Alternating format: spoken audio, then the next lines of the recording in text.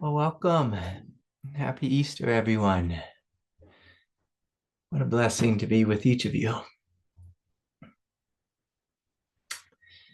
So, as far as announcements, our next online retreat will be May 30th through June 1st, 2025.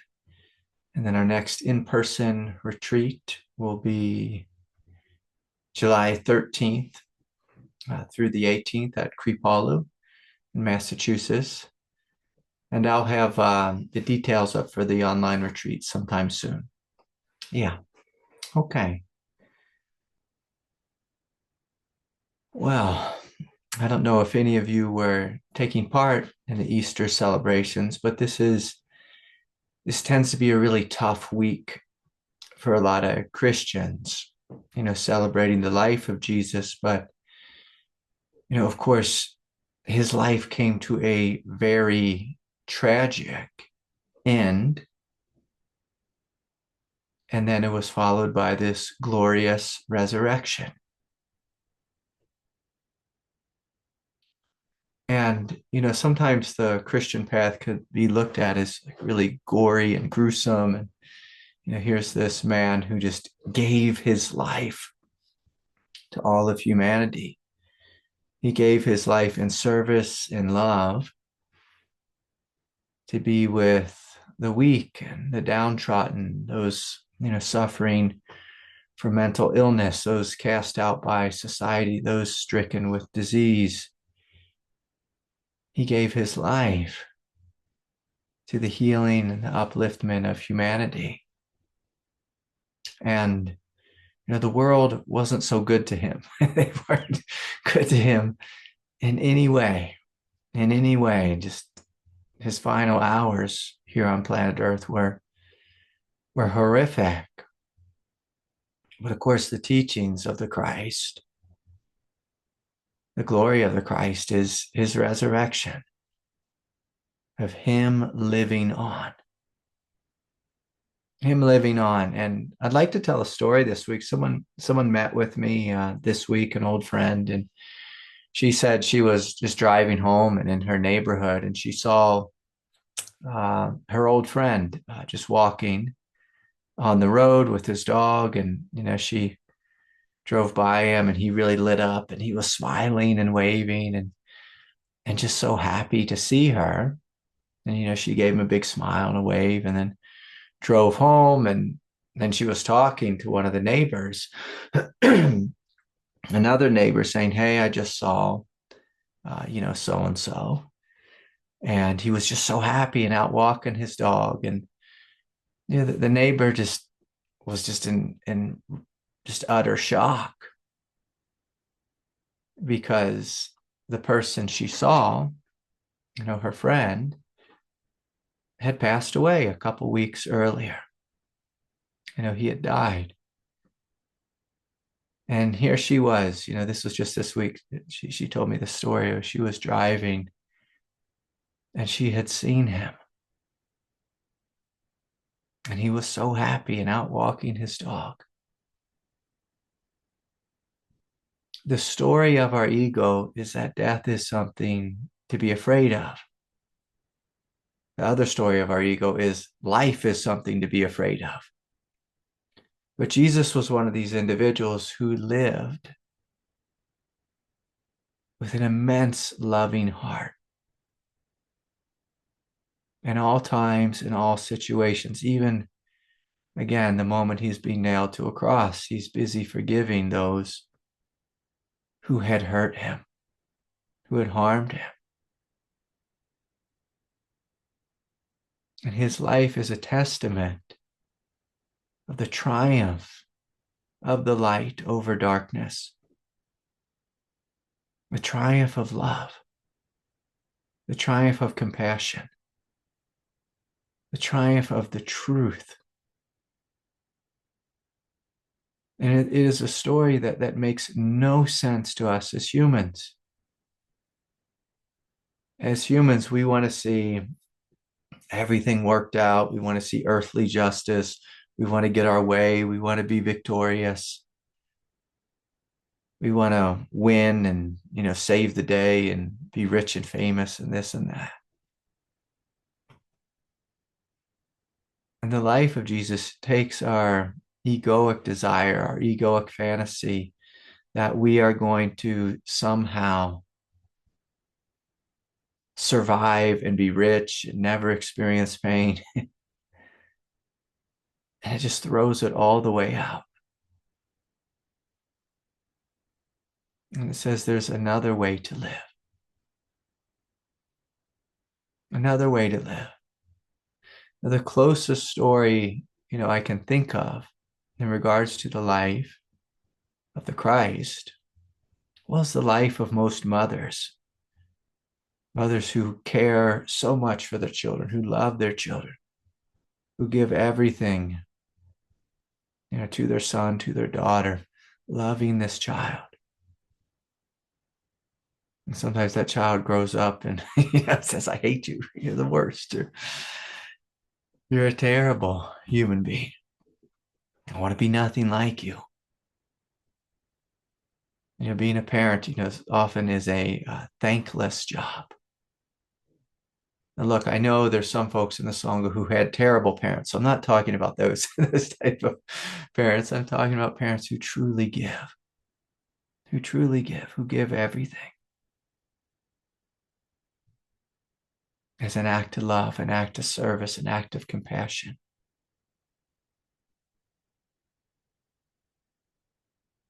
And this is the life of Christ. In modern spirituality, oftentimes, spirituality is sold as a way to manifest, all of your desires and become rich. And I've said this one a lot, but it just brings a real smile to my face. I was at a big yoga conference and there was a big yoga teacher there, big just in the sense that she had fame. That's what her bigness was. And she taught about being a yoga celebrity. And I was like, oh, is that what the spiritual path is about? It's about being a yoga celebrity. And I would say, I hope not. Being free is a tall order. A tall order. The majority of the time, it means doing the opposite of what your ego or your mind is thinking or planning or strategizing. It's the choice to forgive first, to be kind to the people who've harmed you, to be loving, to let go, to let somebody else win.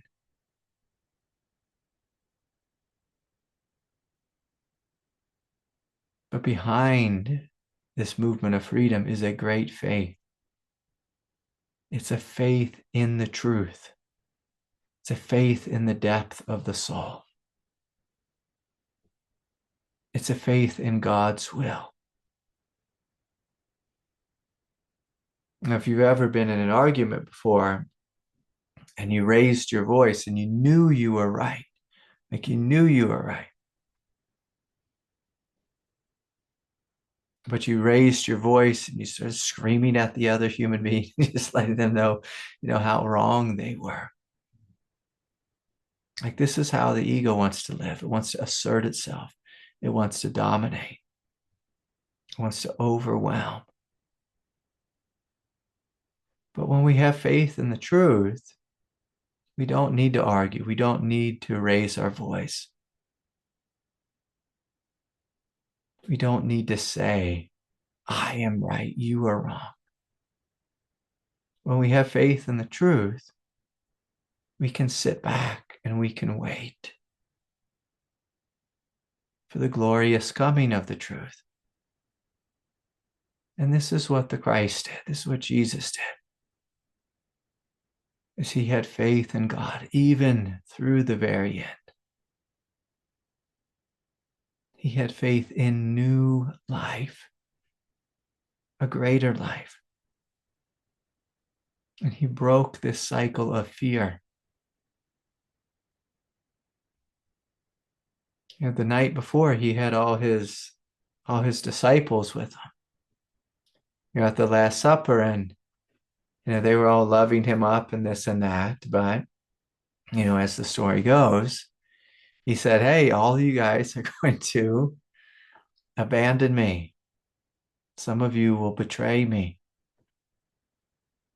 And they all thought, "Oh, there's no way." Maybe one of them knew. Maybe one of them knew what the master plan was. But the rest of them thought, "No way."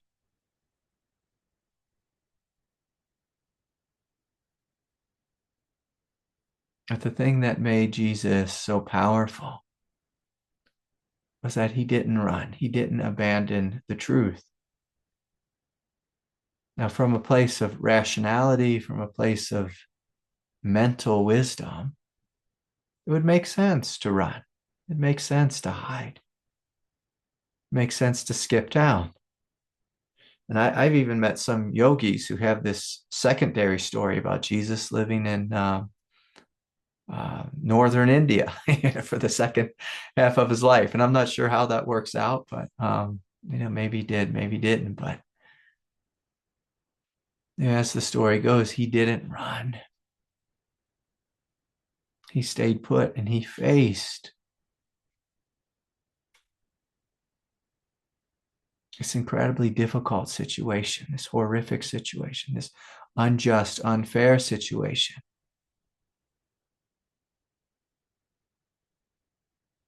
And Pontius Pilate couldn't even find him guilty of anything.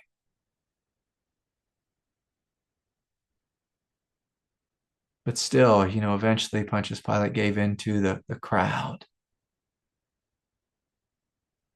and let the crowd have their way with him.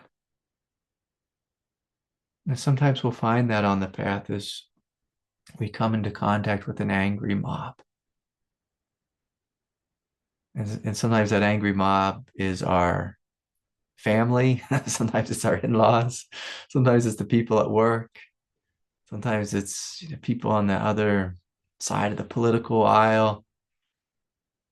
I can remember when I was young, I found myself, where was I? I think I was in uh,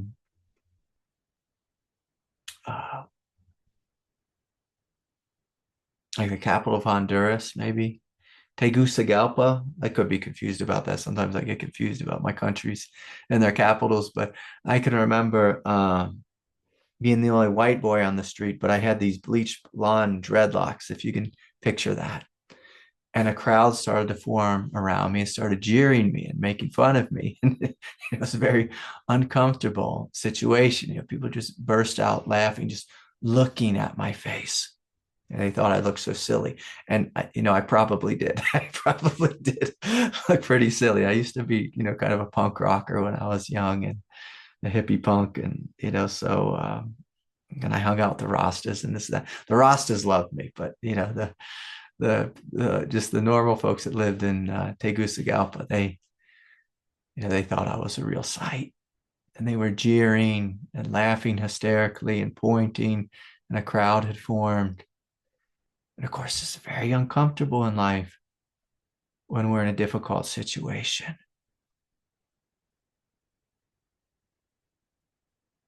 And we can ask ourselves, how will I respond? Will I give in to the mob? Will I fight for my survival? Or will I stand in the truth? Will I stand in love? Will I stand in kindness and forgiveness? Will I take a deep breath and just laugh at how silly it is to be human? How silly it is to be human. I mean, I certainly laughed at my own self, but that was the right response. It wasn't the right response, to start swinging my fist, at all these kids who were jeering me. The right response was to laugh and to smile. And I can remember, later that day, I met, another Rasta on the street, and He reminded me that a Rastaman's vibration is positive. Positive. I smiled and said, oh, look, God is speaking to me. God is speaking to me.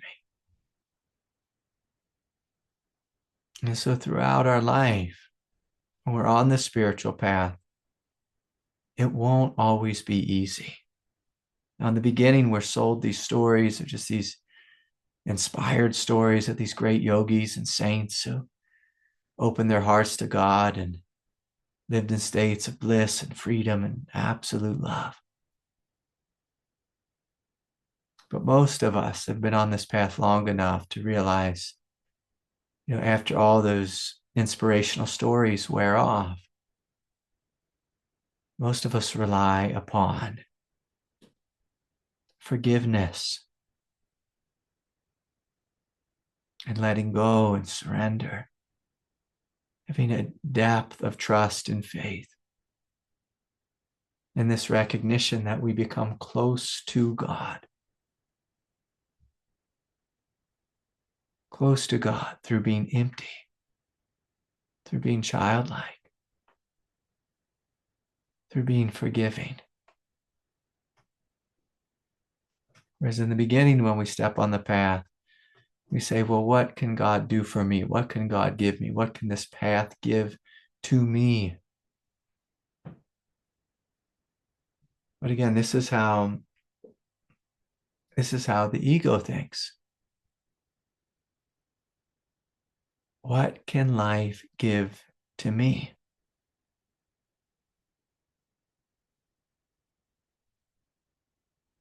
What can life give to me is how the ego thinks. But one who is on a path of awakening, who's moved past the immature stages, comes to know that through surrender, through openness, through letting go, through being childlike, this is how we know God. This is how we know the depth of our soul. This is how we come into contact with true love. True love arises from you opening to the innocence and the purity of your own heart. But again, when we're young, we think of true love as knight in shining armor, or some beautiful princess comes and sweeps us away and marries us up, and then we become the king, or some kind of silly thing. True love is when you come to know your own heart. And one of the great things that Jesus taught us about the nature of the heart is that love is not simply a flowery feeling. Love is a power, a force that is so incredibly noble, so strong, that it can forgive those who torture us, who humiliate us, who stab us in the back, who betray us.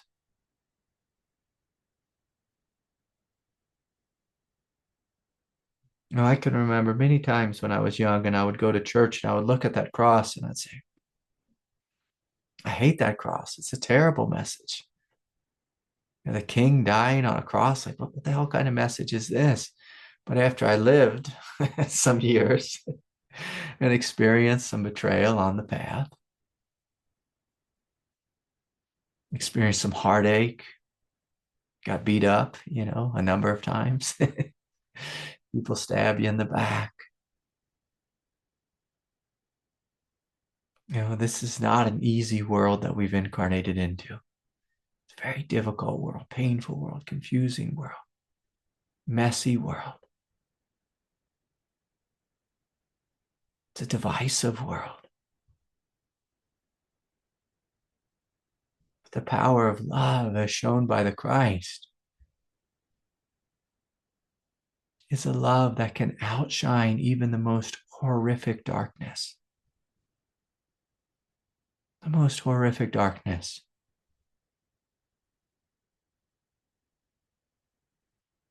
And as we have faith in this love, as we give it an opportunity to come more fully into our life, we come to see how powerful love actually is. It's not just a sweet feeling.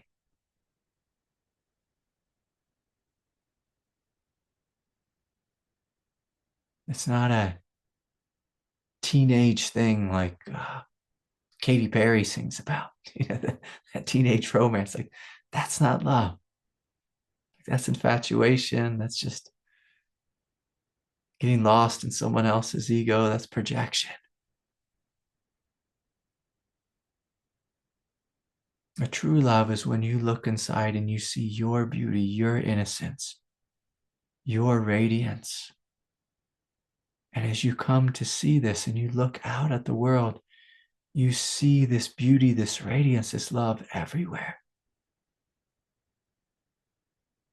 Everywhere. And so I'm going to invite us to do this. I'm going to invite us to just to shut down our eyes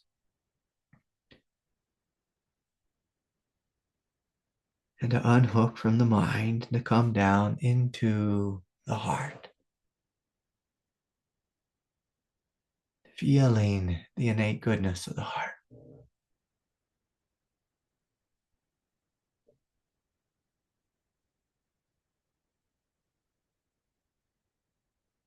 The innocence and the purity of your being.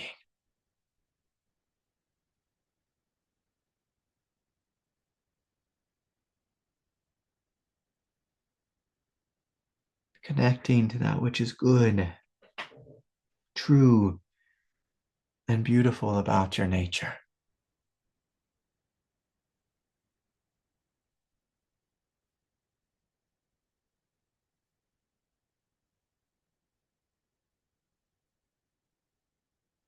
And as you come into contact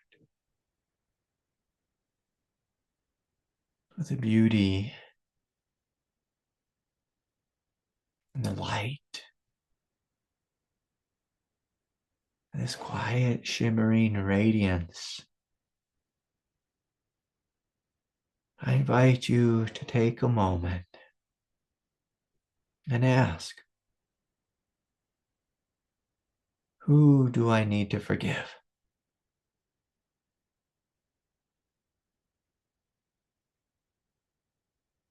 Who is it that's still floating around in your field?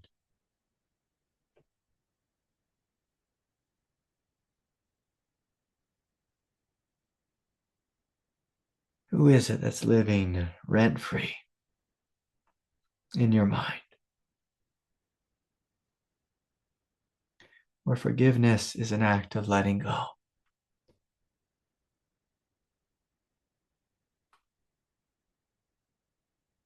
It's an act of emptying out.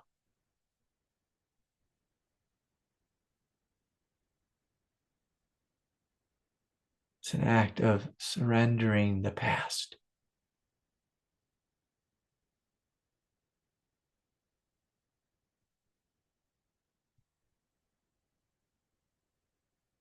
So that we may be more fully present here in this moment.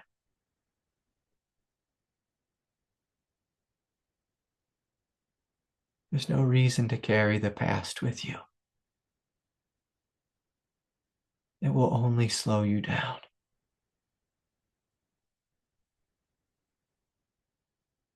It will deaden your senses. It'll confuse your mind. It'll take up your bandwidth.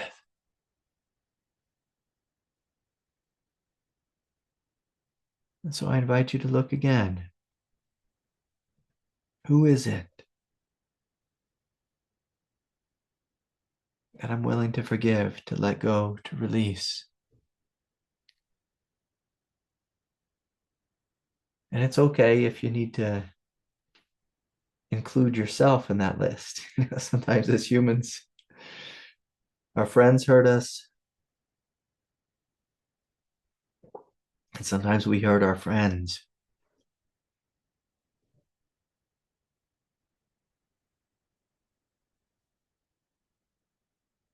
And so breathing, feeling, softening.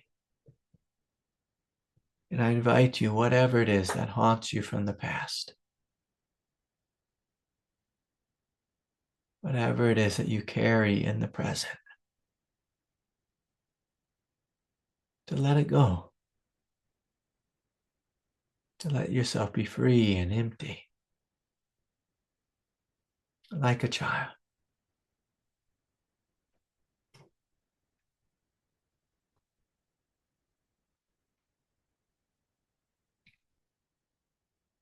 Free and empty, like a Buddha.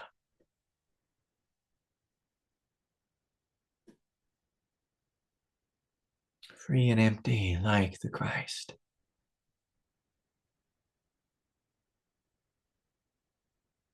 And as you continue to breathe, just notice what happens when you forgive. Notice what happens when you let go. You may begin to feel lighter inside. Perhaps a wind of grace flowing through your being. Perhaps a sense of radiance and luminosity waking up throughout the entirety of your subtle energetic body.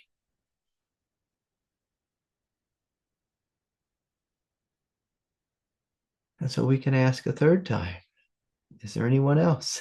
Anyone? Anything? And for some of us, we need to forgive God.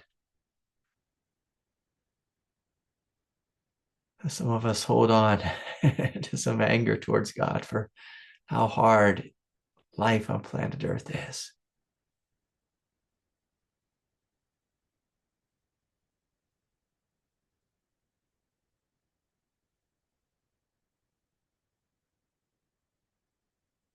And for some of us, we have a long list of people we need to forgive because we've been carrying them around with us for far too long. Father, mother, sister, brother. And it's important to remember that forgiveness doesn't mean that it's okay what they did. Forgiveness means you understand that they are human and you are human. And being human is confusing and messy and tragic.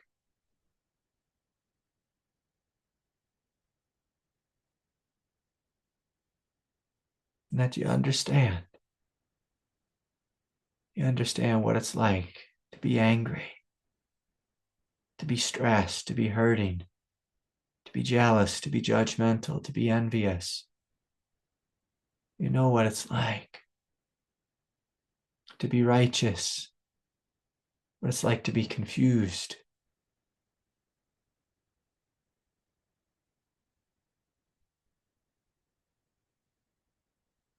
And because of this, we can humbly forgive. And say, just as I've been very confused, just as I've been very angry, just as I've been very stressed, I understand that the people who hurt me or harm me, that they too were confused, they too were stressed, they too were hurting. They too were conditioned to believe something that wasn't the truth. And so we forgive, we release, we let go as a gift to our own self. To allow ourselves to be empty and childlike again.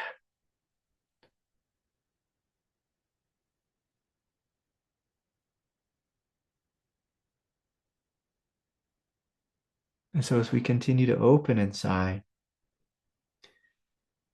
I invite you to join me in connecting to the depth of innocence as the very fabric, the very fabric of our soul, the very fabric of our presence. In fact, the very fabric of life itself is innocence.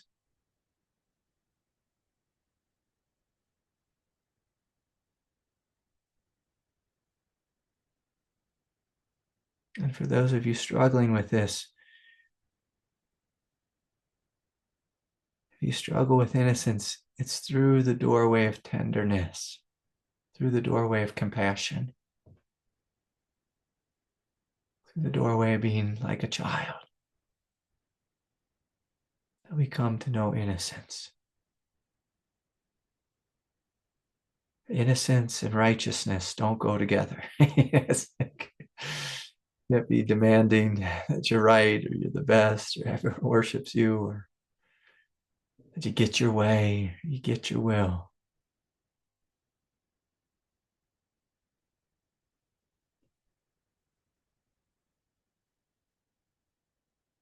You come to know innocence through the tenderness of the heart, a willingness to be wrong,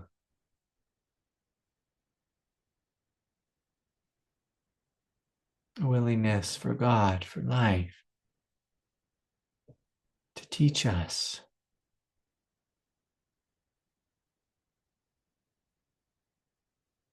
the power of love, the power of peace,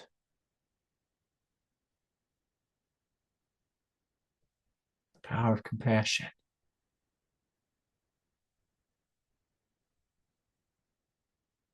And so as we continue to breathe together, I invite you to feel down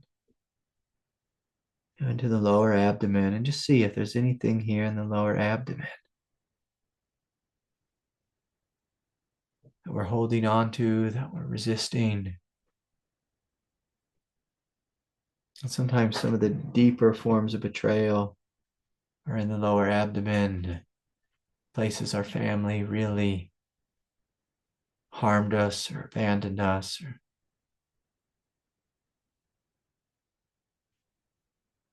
some of our worst memories could be stored in our hips and our pelvis and our root, our belly, our hara, first and second chakra centers that hold really old, dense fears, survival needs.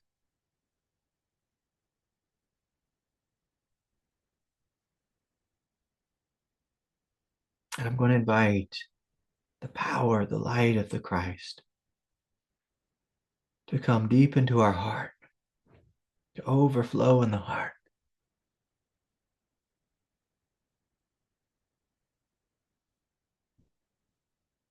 And to spill over into the belly, the abdomen, the hips, the pelvis, the root. Waking us up to this primal recognition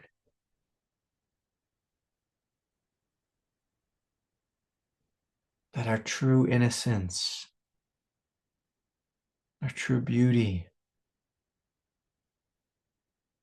that the nature of our soul has not been harmed by this life. Our body, yes. Our ego, yes. Our humanity, probably so. And as this light of Christ begins to awaken more fully in the hara and in the root, can you find, can you see, can you experience something that is here that is timeless and eternal, radiant and free? Something that has outlived every chaotic, tragic, traumatic moment you've ever experienced. Can you find the living Christ within your soul, the depth of your being? This deathlessness, this fearlessness. And as we begin to open it, open to this realm of light, this realm of strength. For some of you, this may be a realm that's quite unknown. may even seem a little bit scary or frightening.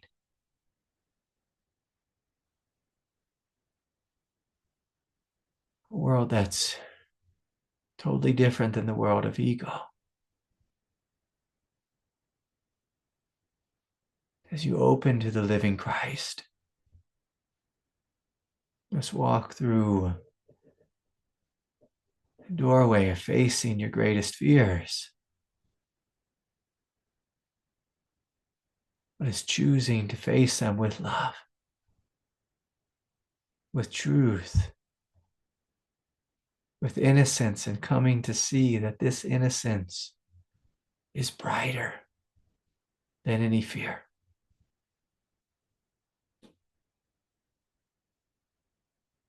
That love truly is the most powerful force in the universe. And so I encourage you to let your experience of the living Christ expand, to take up space, to be seen, to be known in your presence. So feeling all the cells of your being radiating with light, luminosity, especially down here in the belly, be this fiery burn, which burns up darkness, burns up confusion, burns up fear. It can be a little bit uncomfortable at first. The light of Christ is a powerful force. When it comes into contact with darkness or old pain and confusion, there can be a lot of heat and fire. And so I ask you, do you trust in the holy fire of love? Do you trust in the power of truth?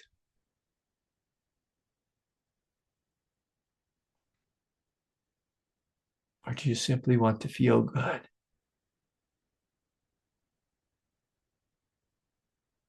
In a temporary kind of way? As the ego is always trying to sell us a lesser life.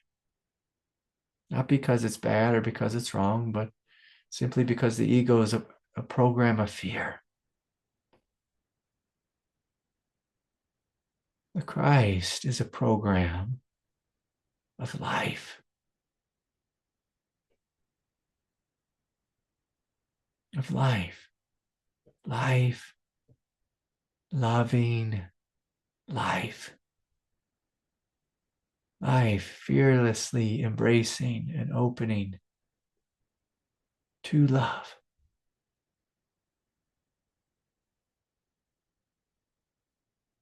So let us continue to breathe, to feel, to soften. And as this radiance continues to burn, at any point, if you need any help forgiving or letting go or standing in this truth, standing in this fire, you can call upon heavenly support. You can call upon the Holy Spirit. You can call upon the archangels. You can call upon the compassion, the land of the Buddhas. We can call upon Kuan Yin, or Skandaji, or Ganesh, or Shiva, whoever it is. It's okay as a human being to call upon support. It's okay to say, God, will you be here with me? Will you give me the strength to love, to forgive, to be kind, to be patient, to let go? Give me the strength. It's okay to ask Ganesh to come into your life and remove some obstacles that have been burdening your heart, or burdening your life.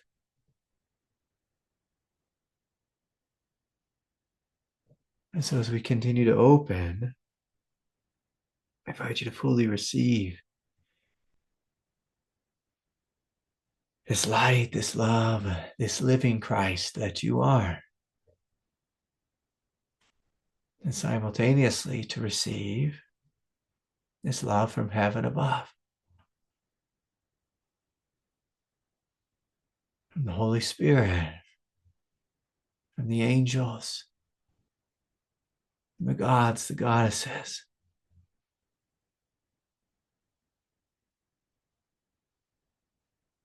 from Holy Mary.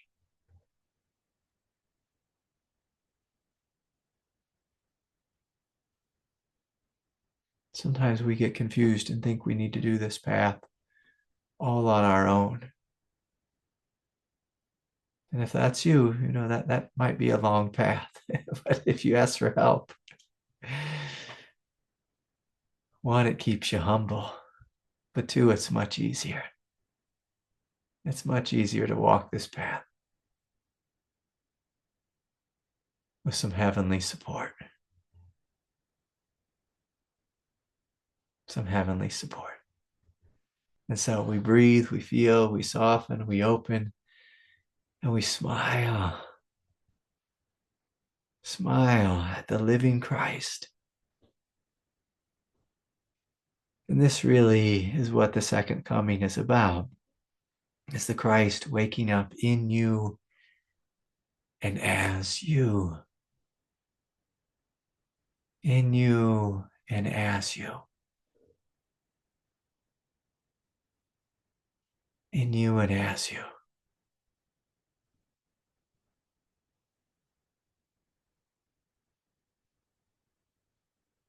And so, if you like, you can open your eyes, and if not, you can keep them closed. And I can share a little bit more, but if someone has a question or something they want to share, an experience, please raise your hand. The other night, I found myself, just slipping around on Netflix, and I came across this show, and it was a show about a treasure hunt. I can't remember what the show's called. I think it's called Gold and Greed or something like that. And there was this fella. I think he was an artist down in Santa Fe, south of me, and he got a prognosis from the doctor, something with his kidneys, and it looked like it was probable that he was going to be that his life was going to end sometime soon. And so he got together. He was like an art collector, and he got together a chest of gold. It was gold jewelry and gold coins and this and that. And he went out into the Rocky Mountains somewhere, and he kind of hid the chest. And then he came home, and he announced that there was going to be a treasure hunt for it. And he wrote a book, a memoir, and in the book he wrote a poem, and the poem was the clues to the treasure hunt. And to me, it's a really beautiful story, a real romantic story, and something that's kind of fun out here in the Wild West. If you live where I'm at, there's just these mountains that just go on and on forever, and these great vast deserts. And you can just, how I've been in this town for 30 years, and I'm still finding new trails. And so he put together this treasure hunt, and people started to hear about it, and it woke something up in people. It woke up a real sense of adventure, sense of meaning and purpose. For some people, it woke up their archetypal nature, and the archetypal nature of like being a pirate, just going out and chasing after treasure, going out and seeing if you can find this treasure. And there's this young group of guys, I think it was a father and two sons, and they were, no offense to them, but they were kind of like hillbillies from Kentucky. And look, I'm a hillbilly from Kentucky, so I can say that. I can say that.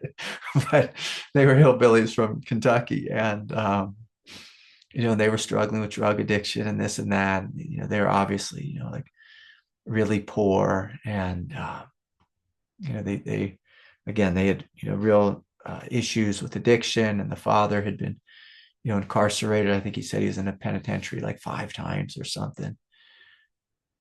And there came this opportunity.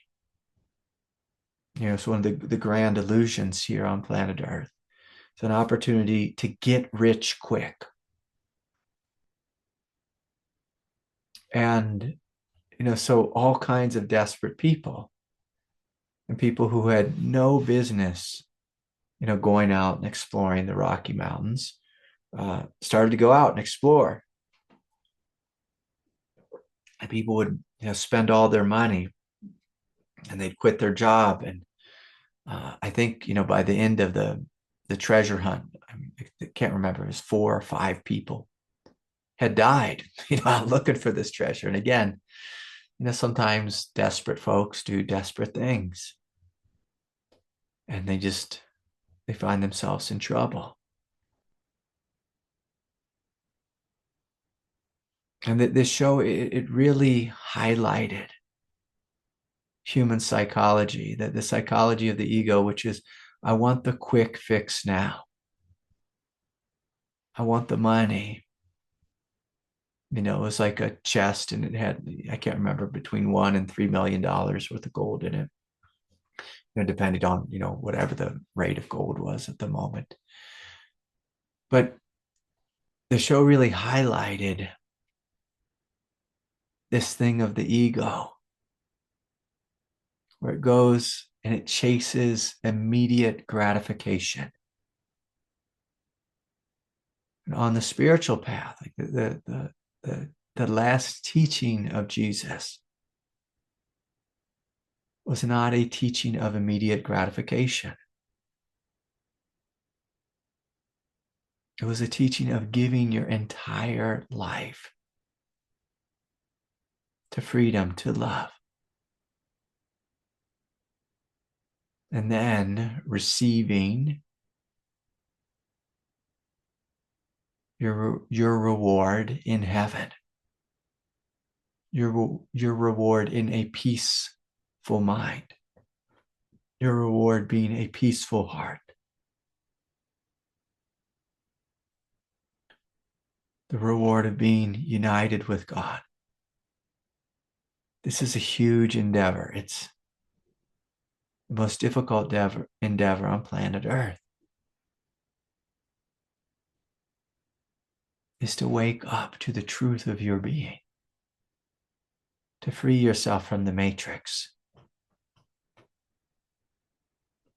But on the show, it was, at one point it was hilarious that it interviewed, it kind of followed 3 or 4 different groups of people, and they all knew exactly where the treasure was. They knew it, and they knew it 100%, and they bet their life on it.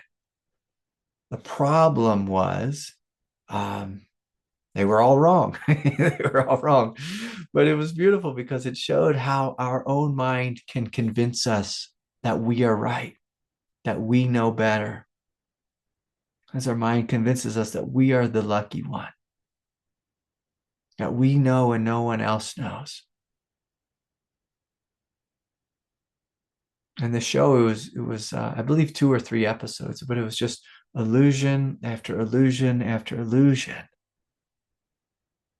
Like these one fellas, they thought they found this one point, just out in the middle of the mountains in Wyoming, and there was a big boulder, and they said the treasure is under this boulder, because they were reading the poem.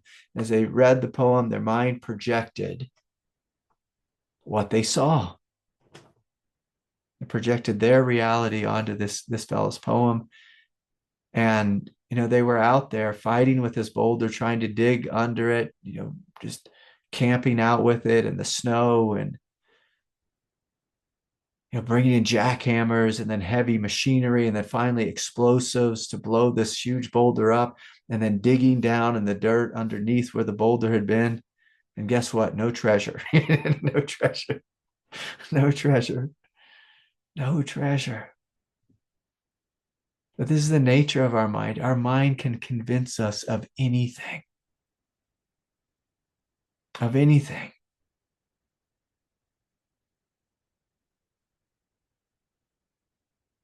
It just happens in politics all the time. Like, my side is the best. My side is right. My guy, my gal, they know they're going to lead us to victory, to the promised land. We are right. The other side is wrong. And people get so lost in their minds. Sometimes couples do this. They're just this. They argue about the silliest things. I do more dishes than you do, whatever it is that people argue about. It. You're spending more money, or this isn't fair. This is, and we get so carried away, so lost on this path in our egos. And the beauty of this, yeah, I'd like to call it a documentary. The show I saw. The beauty is it showed people's archetypal nature. So it showed just like all these treasure hunters. I forgot that was an archetype, being a treasure hunter or being a pirate, being a gambler. And look, I'm a gambler. Like it's just in my blood. It's in my blood just to put everything on the line. Now, I heard about this treasure a long time ago, and I mean, I didn't go looking for it. I didn't care. I'm not looking for gold. My thing has always been about connecting to God, about being free. I knew that gold wouldn't make me free. But for us, if we want to be free, we have to be willing to look at ourselves. We have to be honest about our mind, about where we get carried away. We have to be honest about where we are wrong, about the things that we don't know. Our mind is constantly telling us all day long, giving us a view of reality that we don't question. But if we want to be free, if we want to step out of the matrix, we have to be willing to question the matrix of our own mind, the story of our mind, the thoughts of our mind. We have to be willing to question.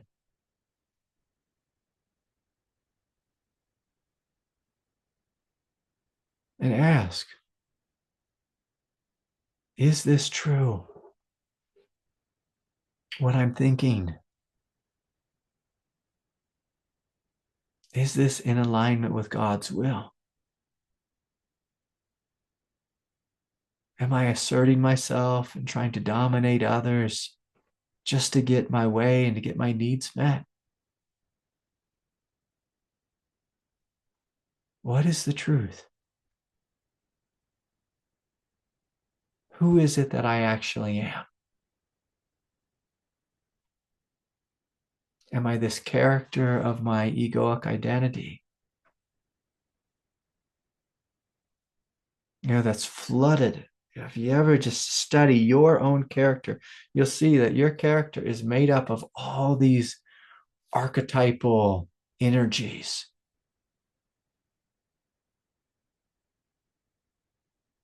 All these archetypal energies. Now, within me, I have a priest archetype, I have a monk archetype, I have a father archetype. I also have a cowboy archetype. It's like on the cowboy one. Do I need this? Do I need to fully believe in this? Does this do anything for me? To think I'm a cowboy, it doesn't do much for me. Doesn't do much. I mean, it helps me a little bit be tough, when I'm out, out in the wilderness. But beyond that, I don't know if it does much for me. I don't need to believe in it that much. I don't need to identify with it. I don't need to guard it. Some of us in our archetypal nature,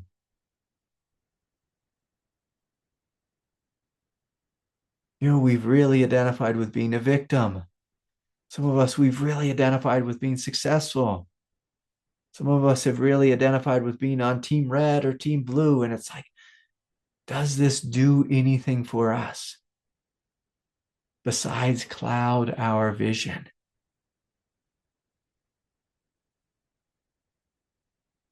If we want to be like the Buddha, if we want to be like the living Christ, we have to be empty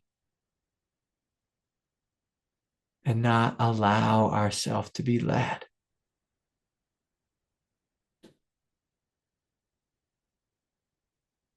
To be led by false gods.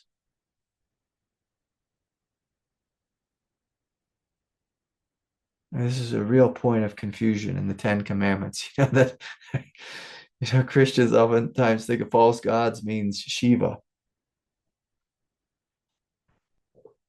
False gods are the untrue stories that we tell ourselves. When we bow before fear, when we bow before envy, when we bow before lust, or whatever it is, we bow before greed, we bow before righteousness. These are the false gods. Shiva is not the false god. It's like, that's not the false god. But somehow, just you get a bunch of political people in charge of the master's teachings, and then they create a religion, and it just turns into a disaster. It turns into a disaster. But if we want to be free, we have to be willing to look inside and say, what are the false gods that I bow before? I mean, some of us bow before the god of sugar, just like sugar. Cookies, cookies, cookies. It's like some people go crazy for cookies, for cake, or whether it's alcohol or smoke or whatever it is. And if we want to be free, we can't have the false god of hatred living within us. That's a god that'll make you sick really quickly. Really quickly. And if we want to be free of these false gods, we must bow before the God of love, the God of forgiveness, the God of surrender, the God of emptiness. Who's the God of emptiness? Well, that's Shiva. That's Shiva. That's Shiva. He's not a false God. Not a false God. Sometimes as humans, we get so carried away and we fight over such silly things. And often the reason we fight is because we feel betrayed, because someone didn't love us the way we wanted to be loved. And as we wake up, if we want to be loved, and we love ourselves first and foremost, we take care of ourselves, we honor ourselves, we see our beauty, we see our goodness, we see our innocence, we see our truth, we see our strength. We also see our shadow and our wound and our confusion, and we meet it with kindness. We see all of ourselves. And when you can love all of yourself, it is then that you will know true love. Now, someone can come into your life and they can love you up and love you down and love you all around. Like they can really lay it on thick. But one day they'll get sick, or they'll disappear, or they'll fall in love with someone else, or go off and chase something else. And it just happens here on planet Earth. It happens. But if we want to know love, we must come to know our own heart. The beauty, the innocence, the kindness, the compassion, the strength, the power of our own heart.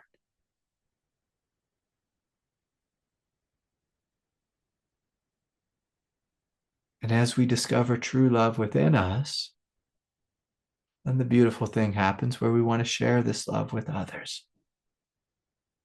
And it overflows from our being. We want to share it with others.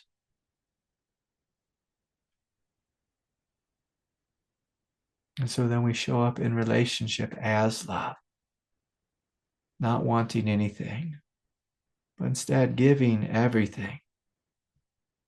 And in the meantime, enjoying each other's company. Enjoying each other's company. But if I need you all to love me, I become powerless, I become weak, and I might actually become manipulative. I might think of ways to manipulate you so that you will love me back. And it's a very inefficient way to know love. And when we play those games, we are meant to fail. I've played those games and I failed miserably. I failed miserably. And we're supposed to fail. We're supposed to fail at that kind of love.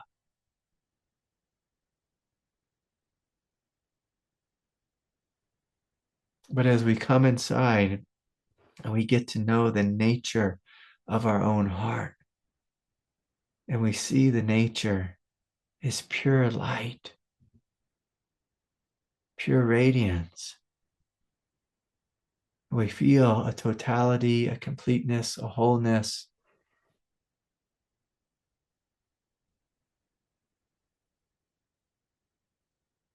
Oh, it'll make you kind of laugh, when you see that stuff on TV. When you see that stuff on TV. We were earlier today, my daughter and I, we were watching, as she wanted to watch some of that circus stuff, the Cirque du Soleil.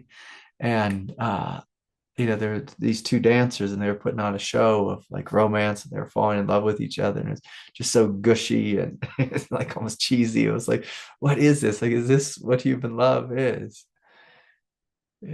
Just this neediness. This neediness. But when you love yourself deeply, when your heart is open and you look out at life, you see beauty all around you. You fall in love with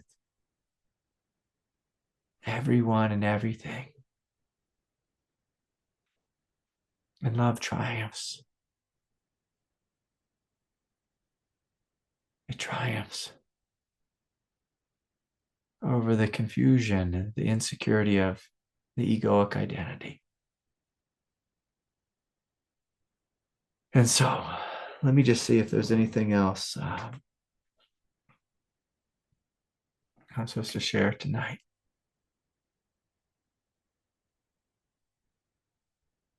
One of the things that that shows me the power of the love of the Christ is just the story of Saul. It's just such a touching story to me that I'd like to share it again. Where Saul, he was this fellow that would go around and he'd round up Christians, because at that moment in history, Christianity, I guess, was against the law. You weren't supposed to be Christian. And so Saul was going around rounding up Christians, persecuting them, feeding them to the lions, beating them, being happy to see them be beat. Like he would smile at them while they were being beat down, being tortured. And at one point, this man who was in charge of rounding up, and it's almost like it's just a horrific job that he had, a job of a tyrant. It was like a demonic job, like going up, rounding up Christians and feeding them to the lions. But on his way, as the story goes, the road to Damascus, Saul came into contact with Jesus. Jesus who had died and went to heaven and came back from heaven to greet Paul. He said, Paul, why are you harming my children? Why are you harming my friends? Why are you harming my followers? And Saul was so touched by the light of Christ, this redemptive love. And he became one of the founding members of the church. It's just to hear this story, a story of someone so lost on the path, so lost. And yet Jesus came to redeem him. Most of us, if we were in our ego, we'd say, well, we should find an old oak tree and get a long rope. And, let's hang Saul. He's a terrible man. He's out persecuting people because of who they believe. For worshiping God, it's like a horrific fella. And the love of Christ came into this man and showed him another way. And so again, I'm going to invite us just to close our eyes as we end tonight. And looking inside a place of, again, great humility and depth, and just seeing if there's any place within us that's like Saul.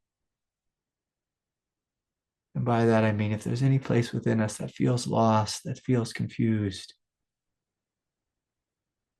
that's gotten carried away, whether it's with greed or anger or sadness or dogma or ideology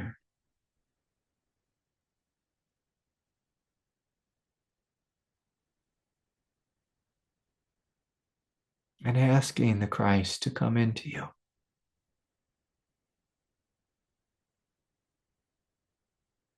Asking this love to come and to melt any old or current darkness or pain or confusion, any sadness or greed. Some of us, we harbor external hatred, and others self-hatred. Let us invite the Christ to come into any dark corners within our being, any wounds or shadows, any heartache or despair.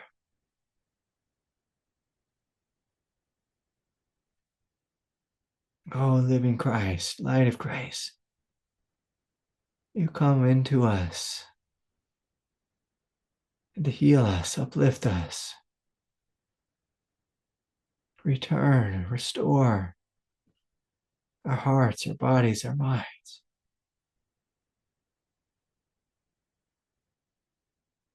Restore us with love, with harmony, with kindness, tenderness, innocence. Let no stone be unturned. Shine your light of grace within all of us, O Great One. We want to be servants of your peace, your light, your love, your truth. Lift us up, heal us. Untangle any old karma or confusion. May this light and this love wash fully over our bodies, wash over this earth, wash over all of humanity. So bringing the palms together and gently bowing the heads, shining this love that you are out to all of creation. May all beings without end be blessed, be uplifted, be healed and restored in the light. May humanity learn to live in harmony with each other. May truth, light, love, and compassion prevail, now and forevermore. Deep bow of respect to each of you. I see some new faces here. And so welcome, welcome, welcome. Yeah, so nice to have you. Thank you for sharing your hearts with me. Yeah, thank you.